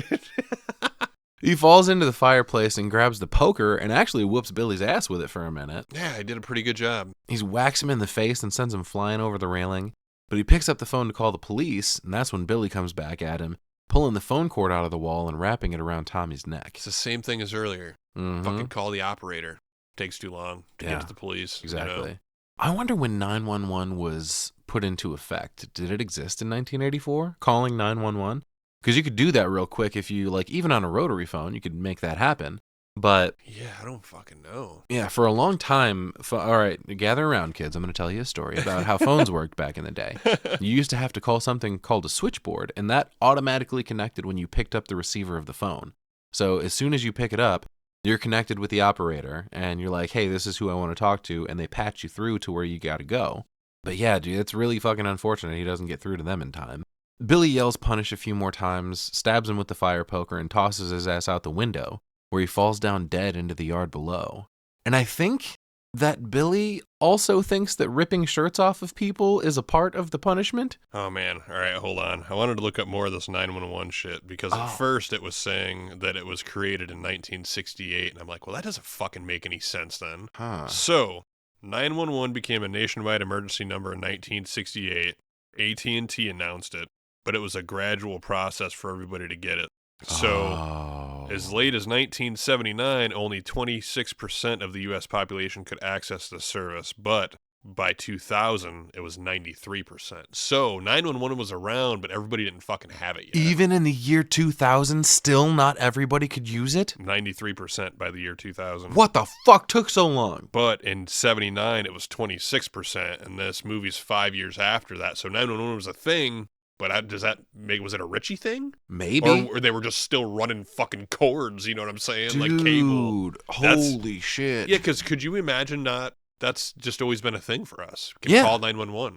I've never not known that to be That's the why case. That's why I wanted to look real quick. I didn't mean to throw you off, but I was like, No, this no. is interesting. Like, It's why very in the- interesting, like- yeah. Like, why in the fuck didn't they call 911 if it was invented in 68? Well, if they invented it back then, why did it take 32 years to only reach to 93% of the population? It even still wasn't everybody. even complete. Yeah, isn't that weird? God damn. Strange. So, okay, so maybe Interesting, 911 isn't an option here, and they still have to be like, hey, can you get me the police? Like, yeah, whatever they had going on, they weren't even just straight calling. It was like, call the operator. That's and the fucking operator nuts, calls man. whoever. Yeah, exactly. Holy shit. Yeah. But anyway, okay, so like I said, Billy yells punish a few more times. Somehow, I didn't see it happen, but Tommy gets stabbed with the fire poker at some point because it's sticking out of his chest in a second here. And he tosses Tommy out the window where he falls down dead into the yard. And I think, I wanted to get your take on this. Why is it that Billy thinks that ripping shirts off of people is part of Santa's punishment? Yeah, because he rips off Tommy's shirt before he throws him through the window, doesn't he? Since he saw everything he saw that night with his parents when they died at, when he was such a young age, does he just think Santa is supposed to rip people's shirts off just like it happened to his mom? Because yeah, he, for no reason whatsoever, rips Tommy's shirt off before throwing him out the window. Maybe that was just his response to getting kicked in the fucking jewels. Oh yeah? You're gonna die, like, and you're Tommy gonna was die like- cold and naked. Tommy was like, damn it. Kicked him right in the fucking nuts, and then he ripped his shirt off and threw him face first out a second-story window. Oh my god. Which, I didn't think that looked all that crazy. You know, I was kind of like, oh, he probably broke his neck or something. Mm-hmm. But in a few minutes, we actually get a shot of him laying outside, and I'm like, holy shit, that's awesome. Yeah. Yeah. Billy goes wandering through the house and grabs his axe again. That's when poor Cindy comes back out of her room and calls out, Santa! Yeah. Oh, man, I had a bad feeling about this one, too. She's like, I knew you'd come. Did you bring me a present? And he's like, I don't know, little bitch. Have you been good or have you been naughty? I hate these moments in the movie, dude. He gets all sexual predatory and he's like, you sure you haven't been naughty at all this year? See, and I don't think it was meant to be sexual predatory. Then why is it fucking breathy and quiet? It's fucking gross and creepy. I don't know why it's so quiet, Dusty. I don't know why you put so much of this sexy energy into talking to these kids. Right. Yeah, but it Because felt... on the other hand, he's either doing this or he's yelling, punish, punish. Right. It was just bad acting, I guess. I fucking guess so, man. She tells him, nope, I haven't done a single naughty thing all year. I've been so good. But behind his back, he's pulling out the box cutter from earlier. And for a second, you think he's about to fucking Kill her? do her in with it. Yeah. But then he just offers it to her like, here you go, kid. Here's your gift. Take this bloody box cutter. See, and here's 2 moments so far in this movie where we thought we were going to get some kind of Terrifier 3 child's fucking murder something happening. And they fucking tricked us into like, I was going, God damn it, dude, for real? And then, I mean, you still shouldn't give a kid a box cutter, but at least you didn't fucking murder her with since it. she hasn't been naughty, she doesn't deserve to die, and she deserves a gift. That's the only thing he fucking had. Was he going to give her the axe? No, I don't think so. That's way too heavy for her. That's true. True. But he smiles at her like, pretty cool, huh? Right. And she's like, what the fuck? This is not what I wanted. I think you have me confused with another Cindy. Oh, man, and then this is kind of heavy, too, because he's, kind of catatonic like Gramps was just kind of starting to walk and leave, and you can hear her yell for Denise. Yeah. And you're like, oh no. She's about to find that mess. Yeah. At least she's alive, though. Well, here's the other thing I'm thinking about the box cutter. He fucking hands it to Cindy, and he's like, yeah, get your fingerprints all over that thing. Okay, thanks, bye. Which the cops didn't even think anything of it later, because they... No. I mean, I'm sure. I don't know that we really get a follow-up to all this. Like, we just kind of move on from that. We leave these 2 dead at the house. And Cindy just, probably discovering Denise's body. But, yeah, he bursts out of what's left of the door like fucking Terminator and walks out into the night. And we get another quick shot of Tommy in the yard, and we see a big fucking glass shard sticking out of his face. Dude, That's out of pretty his sweet. face and out of his torso, too. There was a huge one. I didn't see that. Through his middle. Well, that's what I was talking about. Did you see the fire poker sticking out of his chest? Where the fuck did that come from? When did Billy stab him with that? There was just a lot of... It looked like a lot of glass to me. There's a couple big pieces and a bunch of little ones. Interesting. I don't think I noticed the poker, but... Gotcha. We cut to a couple of cops driving down the road talking about their night, and one of them's like, can you believe this? Here it is, Christmas Eve, and we got orders to bring in Santa Claus. Oh, see, and this is what I was talking about, because even a little bit later they say that they're starting to find bodies, so I thought, like, there's already cops out looking for a Santa, which must be a killer. I mean, right? At this point, Sister Margaret has gotten in contact with the police, and right. she's, But yeah, fucking keep your eyes on the sky, I guess, if you want to pull Santa in. Yeah, he says, what if we brought in the real Santa? What would Sarge think? And... Well, apparently, yeah, Captain Richards is never satisfied. He says he'd probably send us back out to pick up the Easter Bunny or Peter Pan. Right, like, fuck. But they just so happen to pass a house where somebody in a Santa suit, just like Billy's, with those fucking bells on the cuffs and everything, is climbing up a ladder and into a window, and they screech up into the driveway and just bust into this house. No knocking or anything. That's another thing that was different about 84. Police, the rights that they had and whether they could just come into somebody's house or not. Just inside, just fucking right into the house, kicks open a fucking bedroom door. Yep, no knocking. They fucking rush in, and there's a lady sitting on the couch in the front room like, yo, what the fuck are you doing? Please leave. Hello, can I help you? But the cops ignore her and just run upstairs, and they open a door to see a Santa reaching down for a little girl in the bed, and they both pull their guns on him. But then the little girl looks up, and because they turn the light on in the room, she can recognize, and she looks up and says, Daddy? Yeah, it's just Dad. Man, the jig is up. He fucking pulls down his beard like, thanks, guys. Good job. Thanks for ruining this. Seems a little extra for Christmas, but hey, whatever. Yeah, are you trying to wake her up so that she wakes up to see Santa Claus? Because otherwise, I don't really know. Why are you climbing through the fucking window front of your house with a ladder? Yeah, that's the wrong move. Santa comes down the chimney. Everybody knows that. Right, it's all goofy. But hey, he gets points for trying. Right? I guess so, yeah. He's trying to be a good dad. We cut to Billy walking down a dark-ass road, and another cop car goes screeching by. He ducks down into some bushes to let it pass and continues on his way. That's when we cut to a couple of boys wandering around with sleds through the woods. Yeah, Virgin Hill, Yeah. evidently. He's like, oh yeah, that's the only kind you're ever going to get.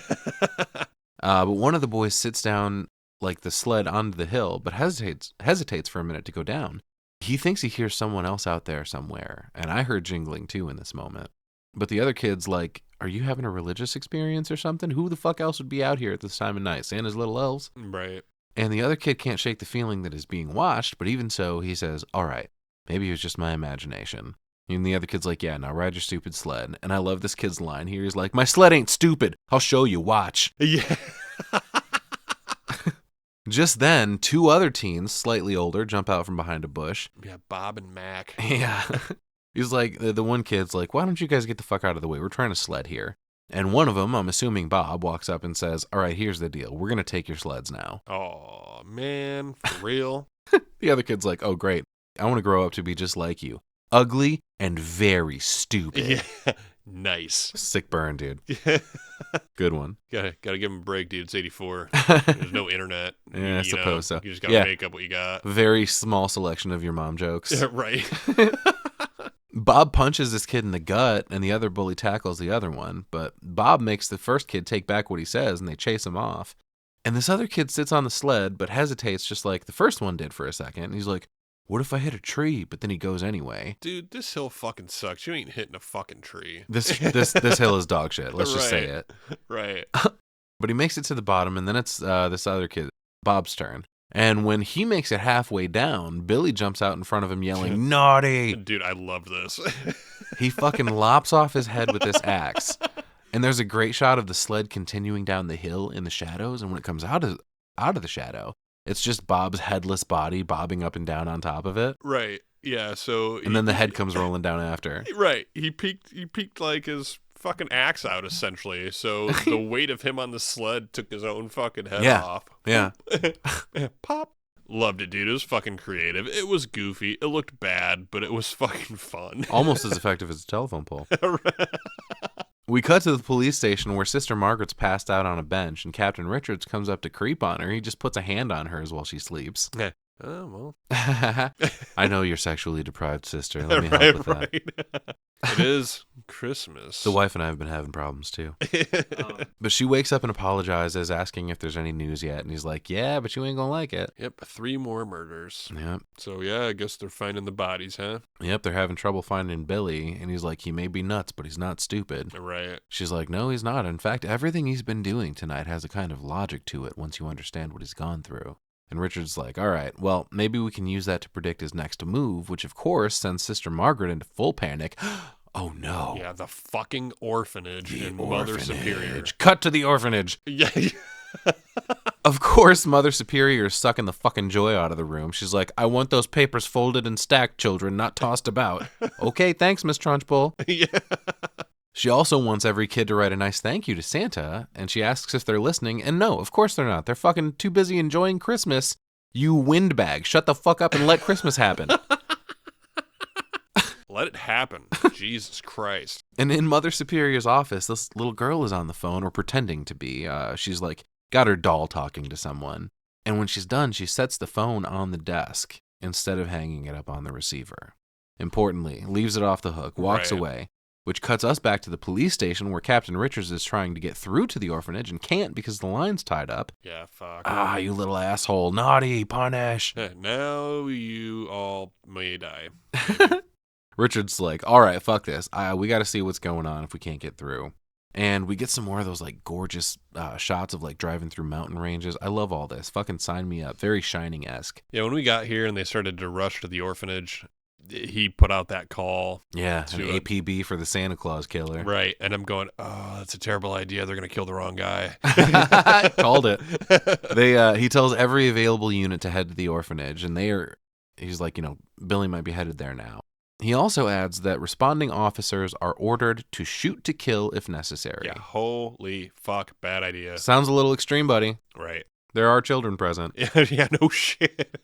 But right on cue, who we think to be Billy approaches the orphanage in the Santa suit, right as one of the nuns lets the kids outside. And one of the kids looks up to see him walking up, and he's like, wow, you look, see who's coming? And that's when we cut to an Officer Barnes responding to the radio call, saying he's closing in on the orphanage. He says everything looks okay so far, but what's this? Yeah, oh, shit. Yeah. He's like, there's a Santa, I got him. And he pulls up and jumps out of his truck, pulling his gun immediately.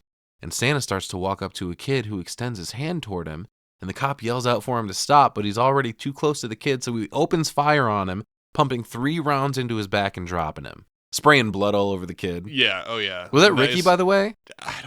I'm not sure. Just the fact that he, like, you see the bullet holes in the Santa's back, yeah. But then you can see kids standing on the other side, like he was firing at children. Jaws all on the floor, like, oh Yeah. my God, what the fuck just happened? You killed Santa. Good thing he was a master fucking shot, dude. You know? He is a pretty good shot, thank God. Because, yeah, he's just spraying into this fucking crowd of kids. Yeah, that's what I'm saying, like, dude. And they're all freaking out, like, oh my God, you ruined Christmas forever, you bastard. And then we get another one of the sisters very nonchalantly Yeah. kind of peeks out. They're like, hey, come on, kids. The one from the beginning in the Inside, classroom. quick. Yeah, She didn't seem too concerned about the gunfire and the dead fucking Santa out front. Yeah, it could have been a little bit more of a sense of urgency. Right. But we cut to Captain Richards and Sister Margaret on their way back to the orphanage, which is when they hear the call on the radio saying that a man in a Santa suit was shot and killed in front of the orphanage. Oops. Sorry, sister. But at least we got him now, right? No. Right? Nope. Oh. No. Right. So just then, the dispatcher calls out to the captain saying, hey, man, we got a little bit of a problem. The description of this dead guy is all wrong. He's Right. over 50 and under 6 feet tall. This cannot be our guy. Right. Turns out it's Father O'Brien. Yeah. Sister Margaret freaks out. She's like, that's our Santa this year. And turns out he's also deaf. So he didn't hear the cops at Oh my all. God. Yeah, the dispatcher's like, well, Officer Barnes told the guy to stop and he didn't, so he was well within his rights to fucking cap his ass. And then Sister Margaret's like, yeah, of course he didn't hear. He's deaf. Yeah. Oh, how unfortunate. No, here's the thing. Why are you hiring a deaf Santa Claus to talk to these kids? Yeah, right. What do you want? One quid, my little girl. Dusty. I'm just saying, if you can't hear the kids' requests, Right. Maybe he reads lips really well or something, but it seems like an interesting choice to get a deaf person to talk to kids about what they want for Christmas. That kind of ruins the magic a little bit. Hear me out? Well, I hear you. Oh my God. But just then, Richards tells the dispatcher to keep Barnes at the orphanage. Billy might still be on his way. And Sister Margaret's still kind of trapped in her, like, Angel of Mercy mission here. She's like, she just wants to help Billy if possible. Personally, I think it might be a little late for that. Yeah, for sure. I just want to point out that these are not great actors. No. Nobody seems that upset that this man was just murdered Yeah. a foot in front of this child. They mailed it in on the casting for this one, maybe. It's But Christmas time. It's okay. inside the orphanage, Mother Superior grills Barnes about his fuck-up. She's like, hey, man, how could you have mistaken Father O'Brien for the killer? He was dressed like Santa Claus. Yeah, duh. Yeah, fucking precisely. Yeah. Barnes apologizes, and he's like, look, the captain's on his way, but so is the killer. And she's like, no harm must come to the children. And he's like, fucking yeah, that's why I'm here, sister. And she's like, oh, hell no, you did not just call me sister. I'm Mother Superior. Get it the fuck right. She's like, so far all you have done is harm. Barnes apologizes and says he's going to do a quick sweep of the grounds, make sure no one gets in unless you know exactly who they are. And she's like, no one is going to get in that doesn't belong here. And he's like, yeah, that's what I just said. What the fuck? Barnes pulls his gun and walks back outside, and he does a little Pink Panther creep around the outside of the building. Dude, it's ridiculous. And inside, Mother Superior tries to find something to distract the kids with and lift their spirits. Oh, I know the perfect thing. Richard, would you get my harmonica, please? Oh, shit. This I gotta see. I would fucking love for Mother Superior to secretly be a fucking phenomenal blues harp player, man. Just fucking tearing it up like John Popper. Well, I totally forgot. This is fucking Ricky. You Yeah. know, we haven't seen Ricky since, I don't know, a while ago. A while ago. You know? Yeah. It's like, I wasn't timing the I was Ricky clock. Yeah, I was just like, oh shit, fucking Ricky. Forgot about Ricky. Yeah. And he's still at the orphanage. You Yeah. know? Thought Yeah, that was kinda exactly. Crazy. Mother Superior mentions Richard is such a good boy. He's not at all like his older brother, William. Right. Yeah. Oh, I was like, oh shit, it is Rick. Yet. Hey, Ricky, what are you up to? He's not as bad as his brother. Yet. Well, I wanted to point out, too, he brings a harmonica over and she blows on it a little bit and then proceeds to not play the harmonica but order the At children all. to sing. Yeah, So what the fuck, man? So what'd you need the fucking harmonica for? to get the key for the song. But listen, dude, she addresses the children. She's like, okay, I know you're all upset, but let's stop that fucking moping. Let's turn those frowns upside down and let's sing. And she grabs her harmonica, unfortunately not to rip into a sick solo, but she just gets the key to sing in. She blows a couple of quick puffs into it, and they're going to sing Deck the Halls, apparently. But here's the deal. No one sings on the key she just blew out, not even her. I was going to say, it's a bunch of fucking little kids, man. Yeah. Like, they're not going to fucking know. That's why I was kind of like, what'd you fucking do that for? Fucking spare The me, tiny dude. little Nails on a kids chalkboard. are going to know what fucking key to sing. I mean, if anything's possible, but no. I mean, some of them might have been musically inclined. I Right. probably would have done something like that when I was a kid, but... A lot of them seemed little, you know? We cut outside to Barnes. He's suspicious of something. He approaches an open door on an exterior building and thinks he's onto something. And as he walks up to the door, it flies open and he shits his pants. The door opens onto a set of stairs leading down, and he follows it to discover a whole bunch of nothing. Yeah, it's just like an Nope. old furnace or boiler room or something fucking weird. Yeah, wind blew the door open. Whatever it is, it's a tiny little room. There's nothing fucking in there. That is until he walks back up to the top of the stairs, and Billy jumps out and yells, "Punish!" again, stepping around the corner and burying his axe into Barnes' chest, sending him Dude, tumbling yeah. back down the stairs. Yeah. Back inside, the kids have now moved on to "O Come All Ye Faithful." Man, why do Christmas songs suck so fucking bad? Oh. That's the other terrible thing about Christmas music. Not only do they start playing it at midnight on November 1st, and they don't stop until January fucking 17th, there also hasn't been a new Christmas song written in about 1,000 years, and half of them are these shitty hymns that no one wants to hear. Why are we still singing them? They're trash. For Jesus, Dusty. Okay. For Jesus. All right, back to your regularly scheduled programming. Billy walks through the yard with his bloody axe while they sing, and right past the snowman, which he decapitates for no good reason. Dude, yeah. Like, the blood dripping off the axe is pretty sweet. I mean, doesn't really look like blood, but... Why do you got to be a dick and ruin the snowman, man? He's already planning on killing everybody, you know? I don't think he's going to kill everybody, not the orphanage. Not the orphanages.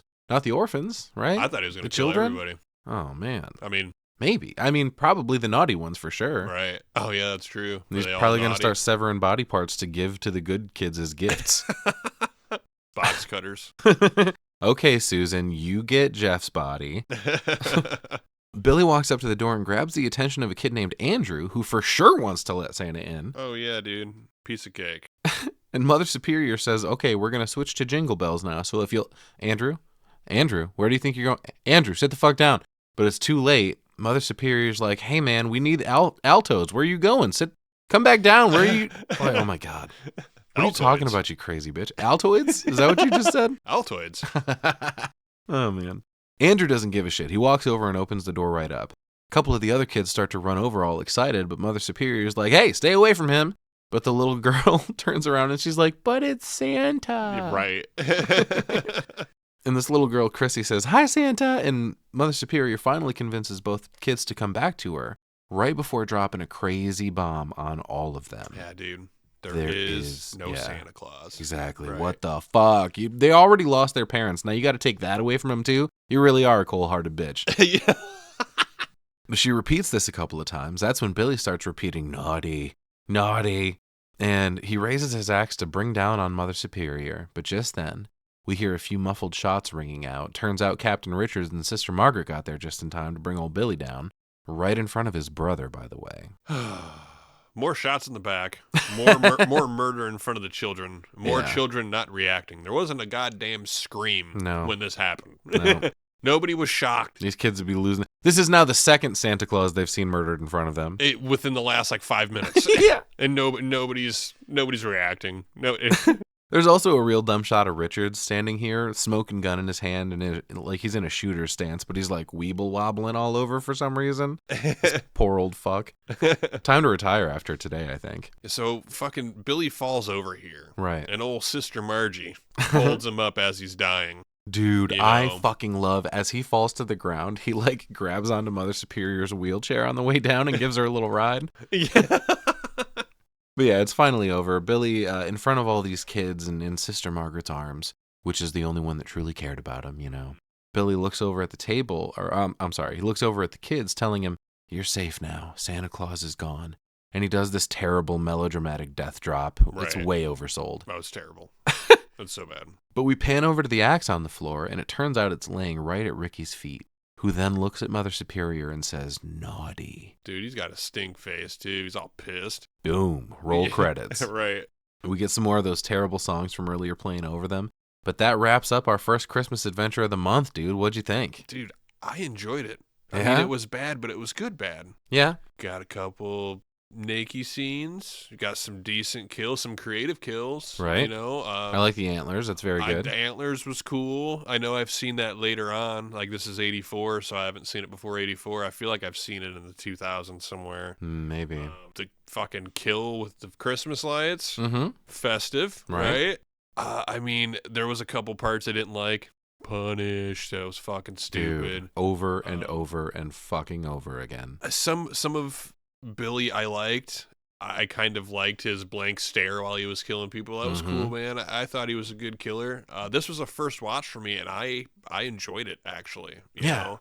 I would say this might be something I watch once a year, because how many Christmas Santa fucking killer slasher stuff do you have to line up for Halloween? You know, I am actually going to go home and watch part 2 tonight. Oh. Because it's part of the season, and Wow. I want to see if it is still watchable. See if Ricky fills his brother's footsteps.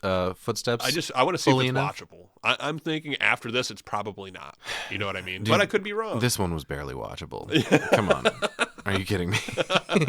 I didn't think it was bad. I would say for a holiday movie, we're sitting at like a 6 out of 10. I don't think. Wow. It's not the worst thing I've ever seen.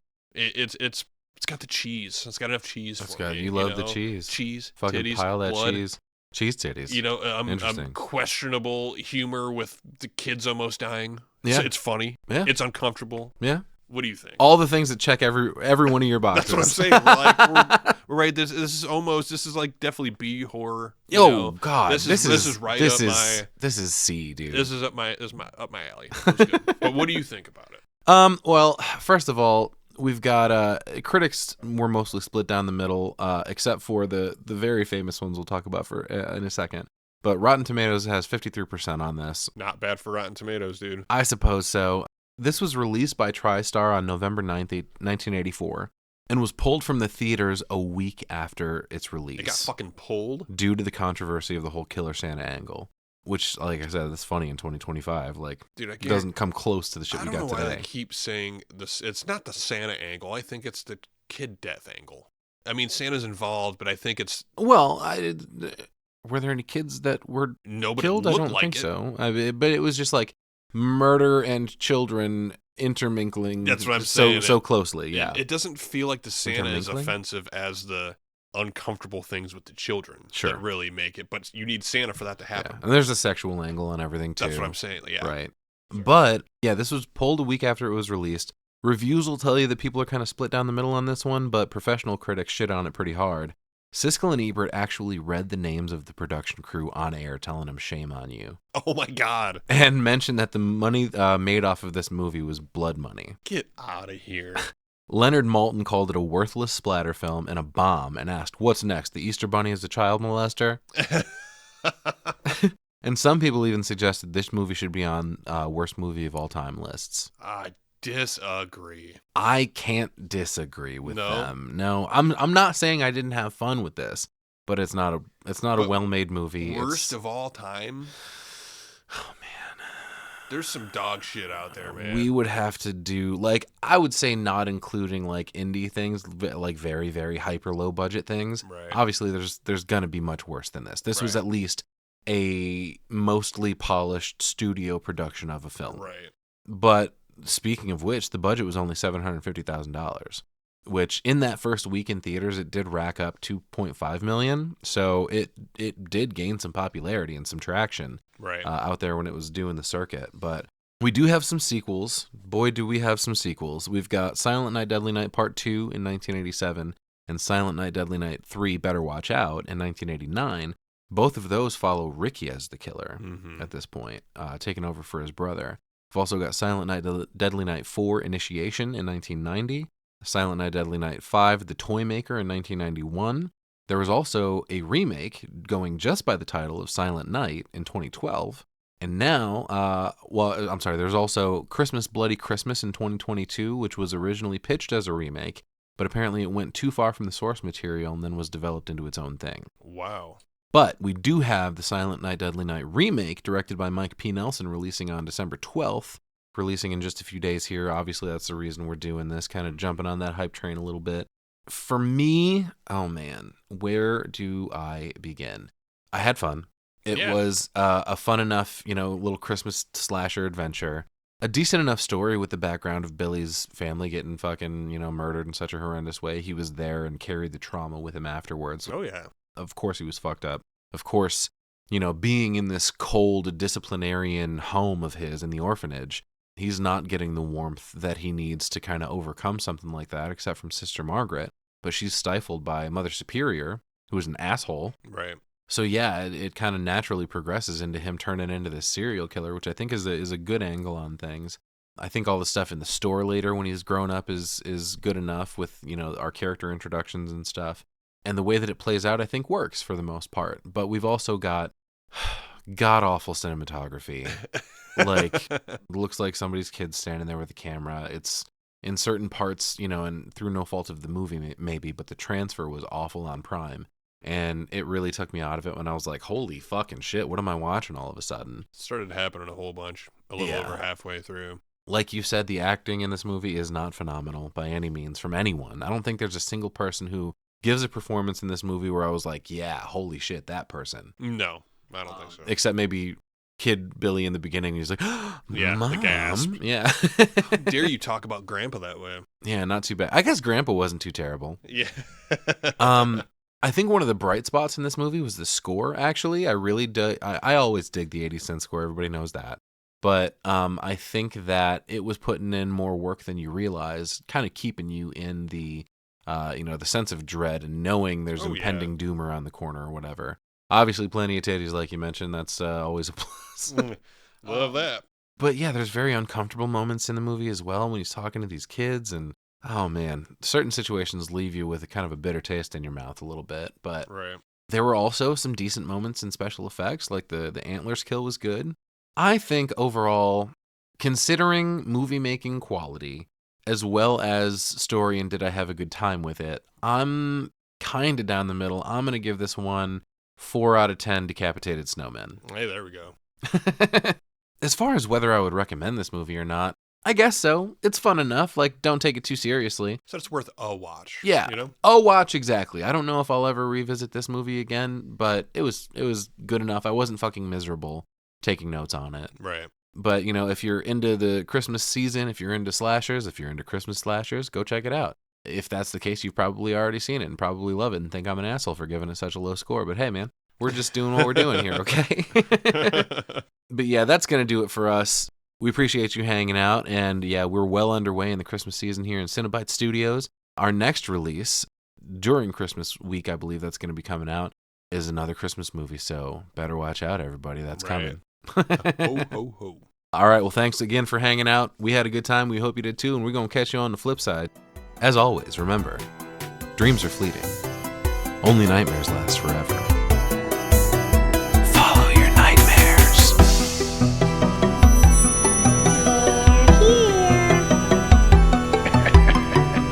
Boy. Kill her, Mommy. Kill her. I bid you welcome.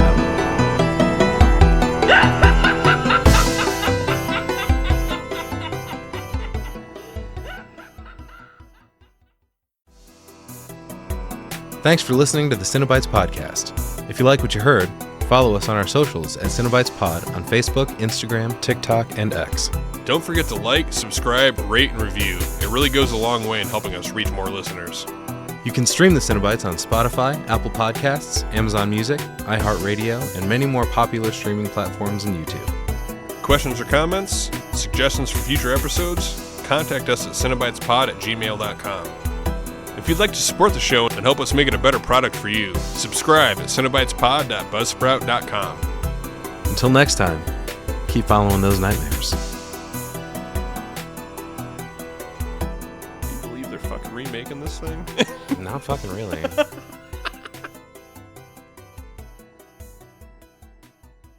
These nuts roasting on an open fire.